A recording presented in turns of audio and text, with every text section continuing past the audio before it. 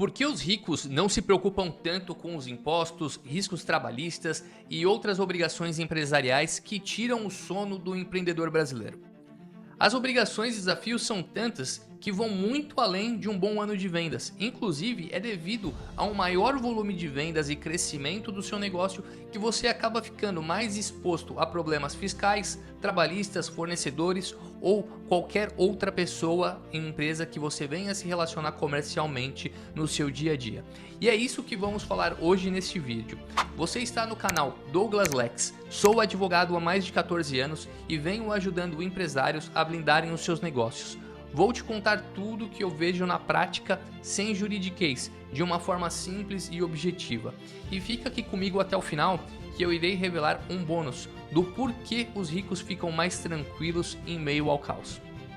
Bom, atualmente abrir uma empresa no Brasil está cada vez mais fácil.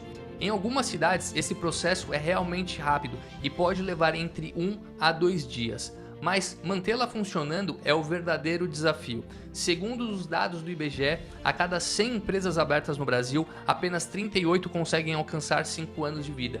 Isso considerando de micro, pequena, médio e grandes empresas. O motivo para grande parte dessas empresas não terem uma vida muito longa está relacionado a diversos fatores. Os mais recorrentes são falta de planejamento prévio, capital de giro, problemas financeiros, gestão profissional e entre outros. Qualquer um desses erros pode destruir a sua empresa. Por isso, é cada vez mais comum se ouvir dizer sobre blindagem jurídica, empresarial, patrimonial, a fim de reduzir riscos e garantir segurança jurídica para crescer de forma sólida. E esse é o pensamento do rico. Ele não quer correr riscos desnecessários e usa as próprias regras do sistema para se proteger. Alguns anos atrás, fui procurado por um cliente que estava desesperado. Era tarde da noite já e ele atuava no segmento de eletrônicos. Tinha uma empresa bem consolidada no mercado brasileiro. Acontece que por algum motivo ele tinha uma execução fiscal que supostamente foi intimado, mas não apresentou nenhuma defesa.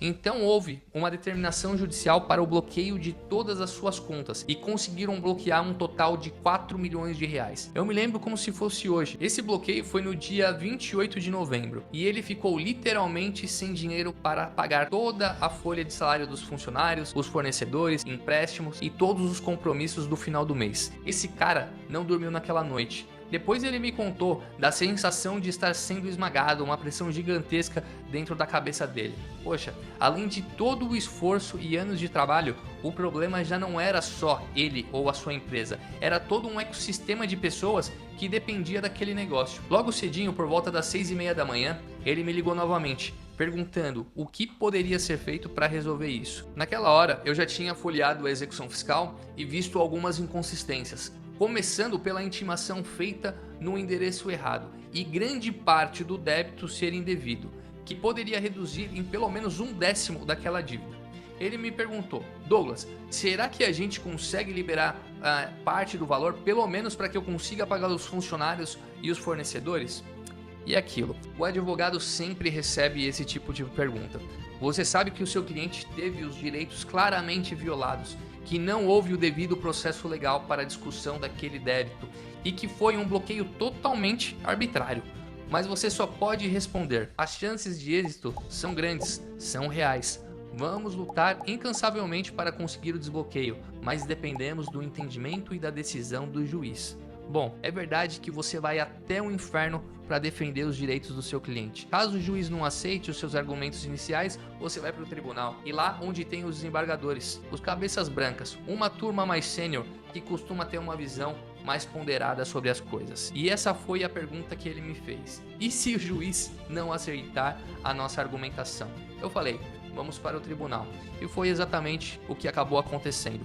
Tivemos que recorrer da decisão do juiz e ir para o tribunal, onde conseguimos a reversão do bloqueio judicial. Com essa decisão do tribunal e as contas desbloqueadas, ele conseguiu colocar todos os pagamentos em ordem: funcionários, fornecedores, bancos e por aí vai. Então, continuamos a nossa defesa naquela execução fiscal. Entretanto, esse mesmo cliente me liga falando que continuava preocupado e que gostaria de entender como evitar esse tipo de situação novamente, estar protegido com as contas e até mesmo evitar novos bloqueios. Foi aí que marcamos uma reunião para falarmos de um plano de blindagem empresarial e patrimonial. Então tomamos uma decisão sobre tudo o que seria necessário, como reestruturar a base jurídica da empresa, revisar contratos, regime tributário, quadro societário, planejamento patrimonial. Depois de tudo revisado e ajustado, começamos a consolidação da blindagem da sua empresa. E o que é interessante, que devido ao nível de informação e detalhes desse serviço, eu até considero mais como uma parceria, pois envolve um nível de confiança muito grande de ambas as partes. Ele entendeu que a blindagem da sua empresa era o melhor investimento que ele poderia fazer naquele momento. E essa é a mentalidade do empresário rico. Ele sabe quanto tempo leva para construir um negócio e os seus desafios, os custos financeiros e pessoais para chegar lá. Então,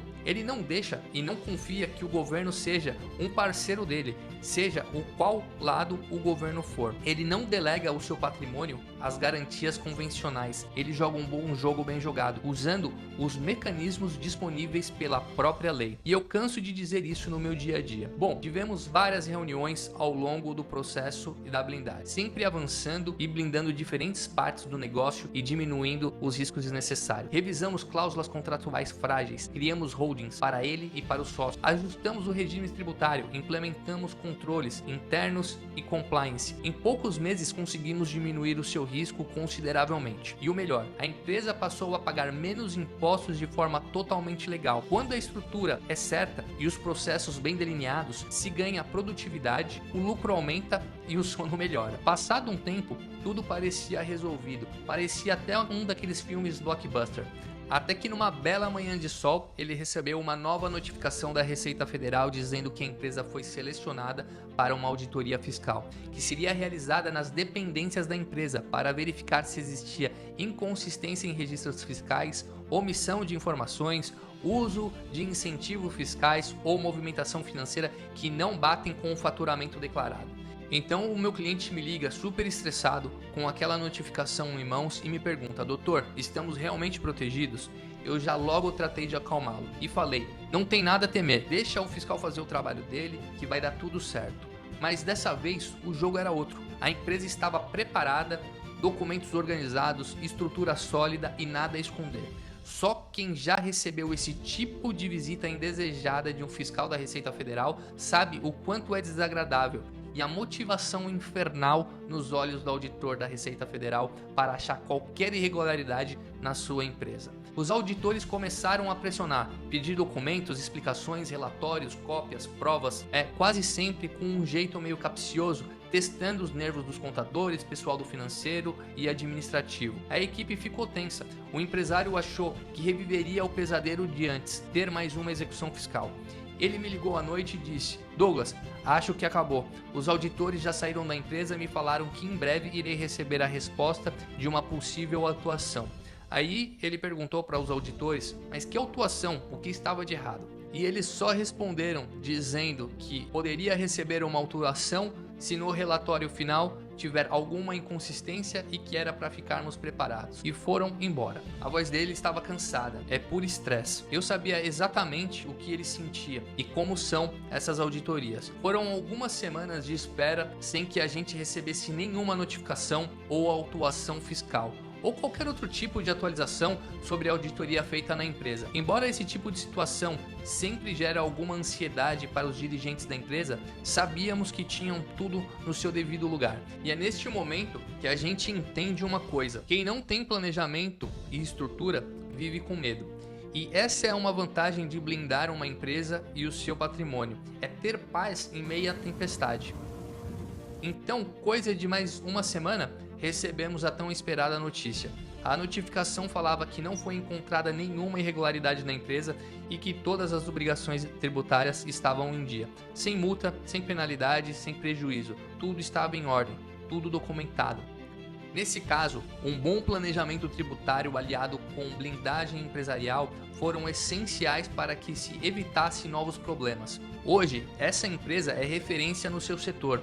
Cresceu, se internacionalizou e continua trabalhando de forma preventiva para evitar surpresas desagradáveis, especialmente com as constantes mudanças na legislação tributária, porque entendeu algo que poucos entendem.